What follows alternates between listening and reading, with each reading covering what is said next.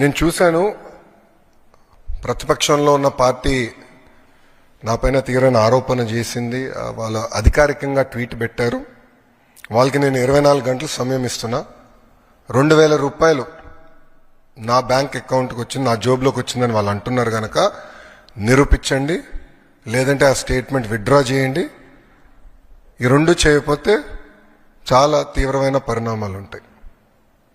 లీగల్గా నేను దీనిపైన ముందరికి వెళ్ళాలని నిర్ణయించుకుంటాం జరిగింది.